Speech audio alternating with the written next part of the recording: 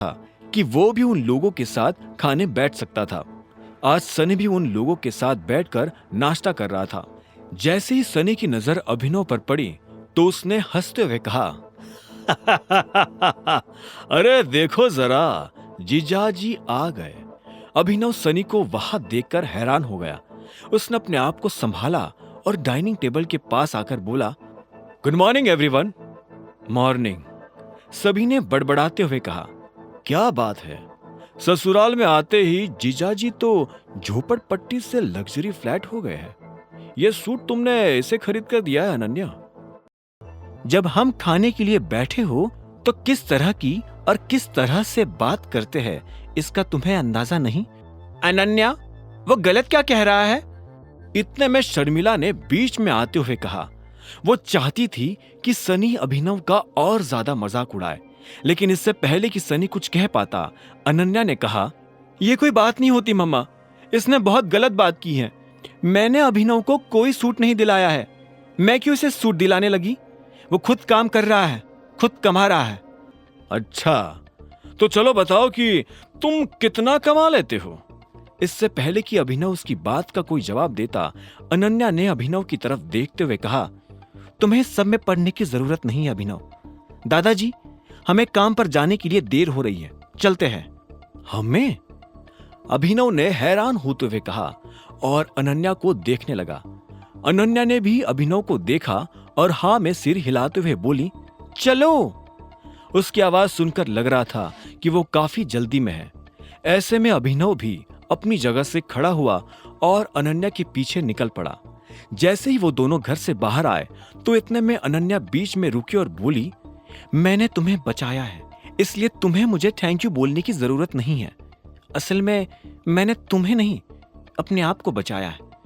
चलो मेरे साथ मेरी गाड़ी में आ जाओ, मैं तुम्हें छोड़ दूंगी।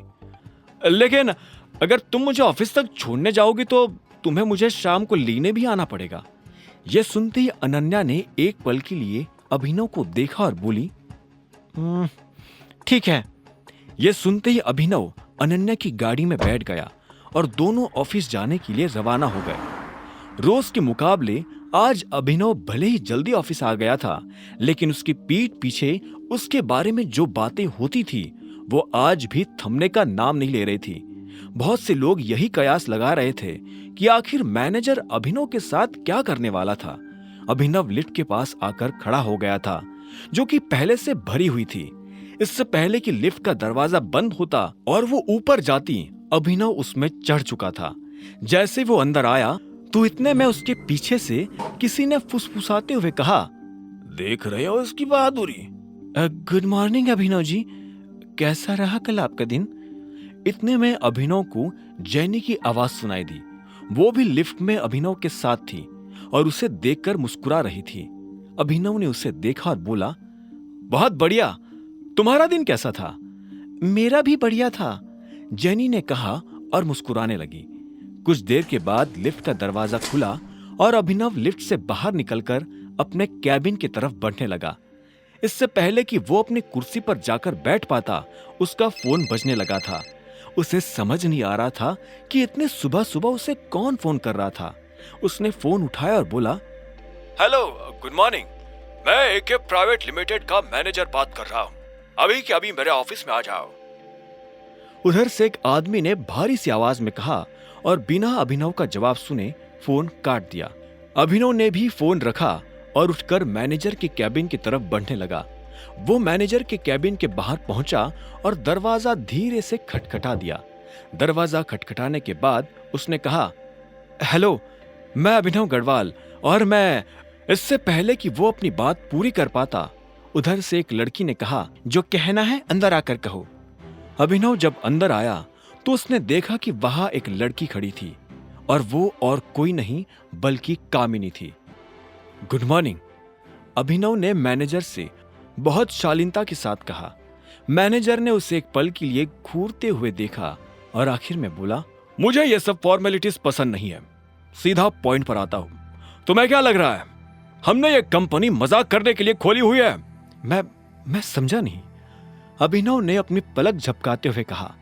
मैनेजर ने फिर से अभिनव को एक पल के लिए घूरा और बोला, अच्छा मैं अभी समझाता हूं।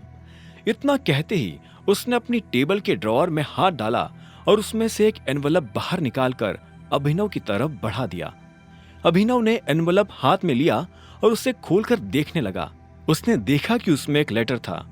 अभिनव ने उस लेटर को पढ़ा और हैरान होकर मैनेजर की तरफ देखते हुए बोला, आप मुझे नौकरी से निकाल रहे हैं? यह सुनते ही मैनेजर के चेहरे पर मुस्कान आ गई और वो बोला, क्या बात है, मुझे तो लगा था तुम्हें पढ़ना भी नहीं आता होगा, लेकिन अच्छा है कि तुमने ये सब खुद ही पढ़ लिया। मैं अपने मुंह से नहीं कहना चाहता था, लेकिन तुम्हारी मनमानी हद से ज्यादा बढ़ गई थी, इसलिए मुझे तुम्हें निकालना पड़ रहा है। तुमने इसके बारे में अकरम को बताया? अभिनव ने कहा। आगे की कहानी जानने के लिए देखें अगला एपिसोड सिर्फ पॉकेट एफएम के यूट्यूब चैनल पर, और द रिटर्न ऑफ टाइगर के सारे एपिसोड्स को सुनने के लिए डिस्क्रिप्शन में दी लिंक से डाउनलोड करें पॉकेट एफएम ऐप।